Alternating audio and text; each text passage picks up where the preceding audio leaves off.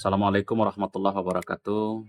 Saya Muhammad Irham, mahasiswa Pascasarjana Universitas Islam Indragiri, semester 1. Dalam hal ini akan mempresentasikan materi tentang hukum laut internasional.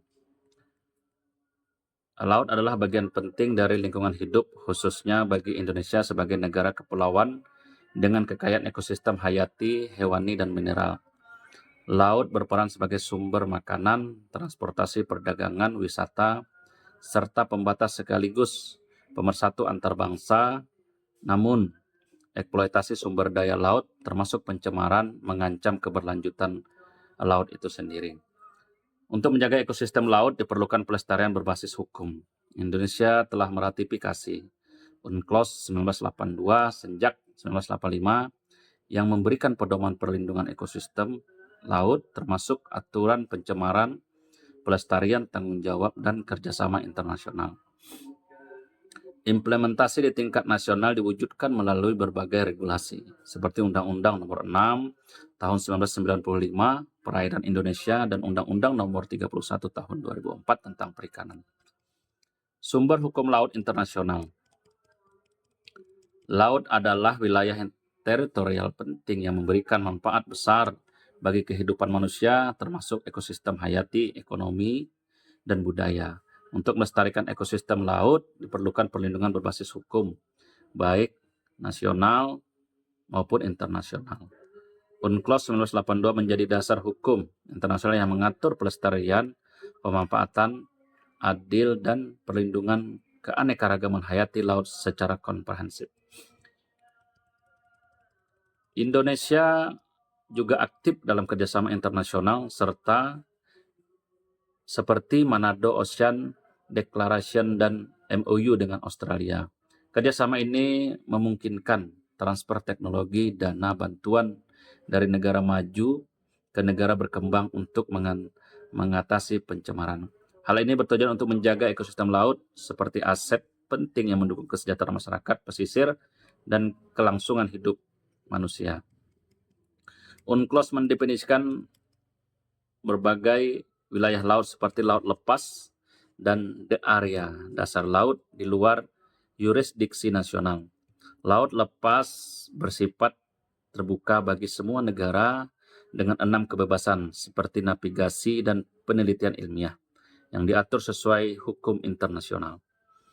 Sementara itu, the area dianggap sebagai warisan bersama umat manusia, di mana eksploitasi hukum mengutamakan kesejahteraan global dan dilakukan dengan pengawasan otoritas dasar internasional.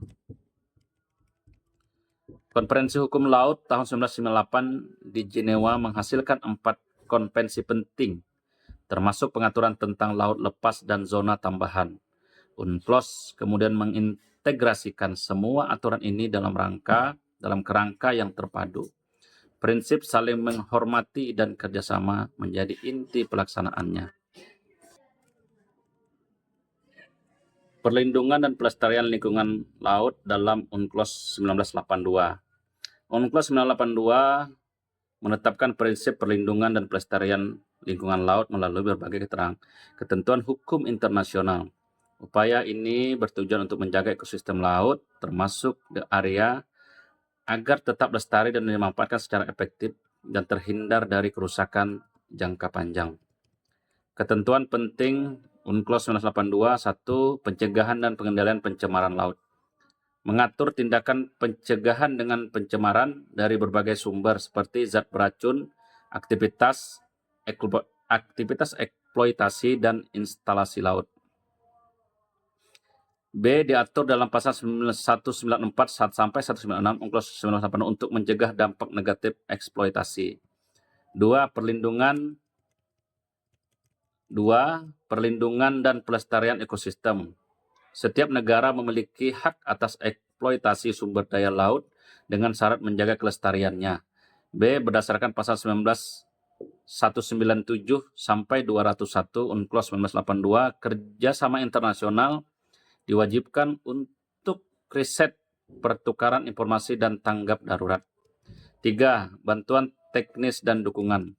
Negara maju diwajibkan membantu negara berkembang dalam teknis dan pendanaan, pasal 202 sampai 203 UNCLOS 1982. 4. Penegakan hukum nasional. Setiap negara harus memiliki regulasi nasional untuk mencegah dan mengatasi pencemaran laut. Pasal 207 sampai 212 UNCLOS 1982.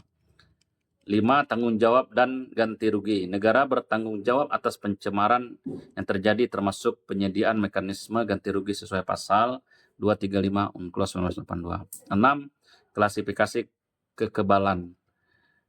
Ketetapan atas berlakunya Konvensi Hukum Laut sebagaimana tertuang dalam UNCLOS 1982 mengatur dan memberikan batas mengenai pengoperasian kapal perang, kapal bantuan, dan lain-lain sesuai dengan pasal 236 sampai 237 UNCLOS 1982. Selain itu, isi dari pasal tersebut menegaskan mengenai kewajiban-kewajiban yang dilimpahkan kepada setiap negara untuk mengendalikan perlindungan dan pelestarian lingkungan laut sesuai dengan wilayah teritorial secara legal. UNCLOS mendorong kolaborasi antara negara-negara untuk pengelolaan dan perlindungan laut. Contohnya, Indonesia, Malaysia, dan Singapura bekerjasama dalam pengelolaan Selat Malaka.